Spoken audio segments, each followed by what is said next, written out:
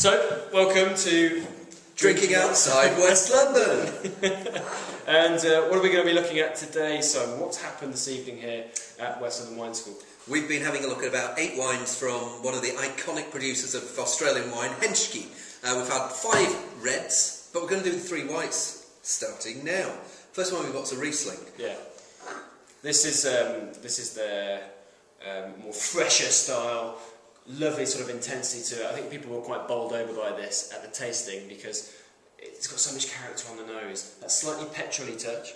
Well, for me, it's almost like a squeeze of fresh fruit. You know, if you've got sardines straight from a barbecue and you squeeze a bit of lemon on there, it's got that lemon edge. But it's also got this herby edge as well. So, yeah, it's got this floral, minerally, green apple, tasty, zesty, and that bit of petrol. I mean, some people might object to it, but I think it's really tasty. I think you said at the tasting, Simon, that this was like licking pebbles on a beach or something. I mean, could you describe to everybody exactly what you meant? Oh, come on, you must have done that when you're lying on one of those pebbly beaches, on one of those scrunchy straw mats that roll up. And it doesn't work, you still get pebble marks all down your front, but you're sitting there, you're drooling on your book and you think, oh, there's a pebble here, let's just lick it.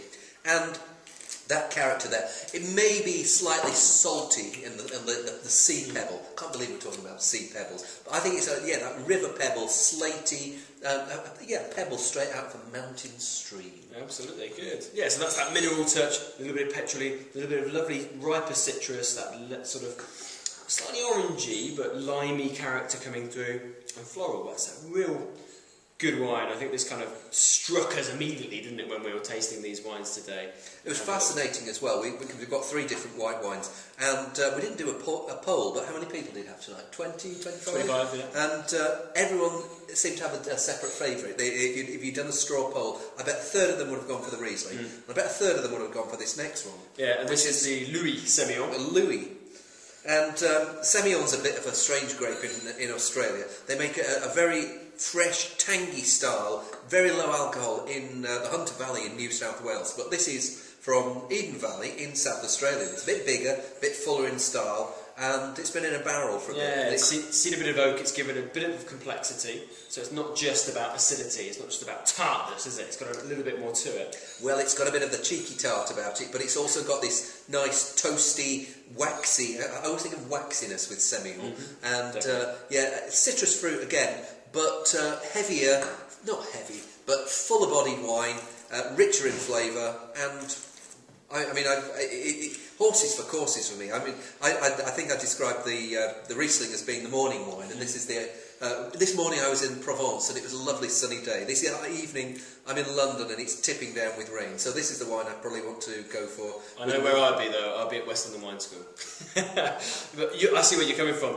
Certainly the first one's a bit more of a mouthful. This one's a little bit more of a, dare I say it, a session wine. Ooh. A bit more drinkable, should I? Well, are we going to get a lock in here? We can always put that to the test. But both of them, I think, have got, they're very tasty now, but this one in particular feels like it's still got its best to come.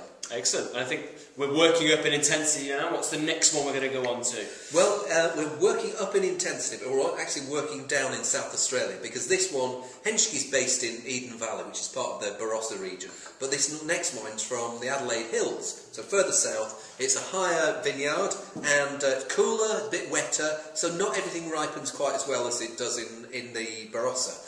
But it means that you get finer, crisper flavours in the whites. Not everything.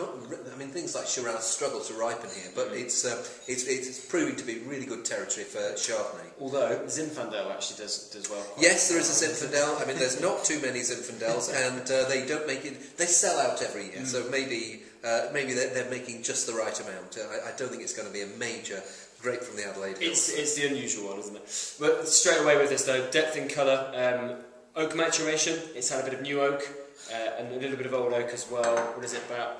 Well, I mean, what's happened is, you're getting this nice limey, lemon green coming through, and you smell it, and it's got this, this heady, toasty edge from the oak barrel, a bit of nuttiness too. A little bit creamy as well. Yeah, and in terms of the fruit, again, this slight theme of citrus running through the three wines, but freshness, it's probably the fullest body of the three. But again, it's got this freshness, it's got the crispness and the acidity. So whereas the weight is what you notice to start with, your mouth it's cleaned up by this tangy acidity. I think as well on this one, with that bit of oak, it coaxes out not just your green apple, which we tend to get in the first two wines. With this one, it's a little bit riper apple, a little bit more towards maybe sort of, dare I say, Braeburny, sort of riper, sweeter apple. Oh, now you're talking apples. But I think that I also get things like plums as well, and also rhubarb. I mean, it's not white Burgundy, but if I were to put it, it's a comparison with white Burgundy. It reminds me of some of those southern white Burgundies, sort of things like Saint-Véran, Foussey, and that bit of apple crumble with a bit of quince or something like that. Absolutely. A little bit of edge of stone fruit coming through with that lovely creaminess. Tasty wine. Fantastic. Well, this is... what we call drinking outside West London. Drinking outside West London. Fantastic. We'll move on to the reds. Brilliant. Thank you very much. Cheers. See you soon.